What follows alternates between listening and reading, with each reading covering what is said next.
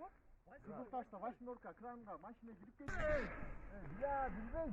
101 ne tapа? Bu nele? Kuzike belgilek машина girip кетти bu. Muzga. Точно. Ова боякта bu. Kızıl neme var mı? Kızıltaş'ta Vaşnorka kranға машина girip кетти. Чоңуп баратат. Болгула боякта кирип атат. Эмне билбейм, машина жүрүп тур боякта кирип кетти биздин алдыбызда. Мен молдокмун атат. Болгула машина боякта жүрүп атат, чөңүп атат. İçinde ileri ne oldu? Oturşağı. Болгула. Arkasına sekirdi. Vaşnorкага Ya, кызыл ya, кран arkasına бар, sekirdi, ошакта окшоп муз тур. бар, ошакта машина чөңүп атат. İçinde кишилер бар экен, 3 киши жүрөбүз.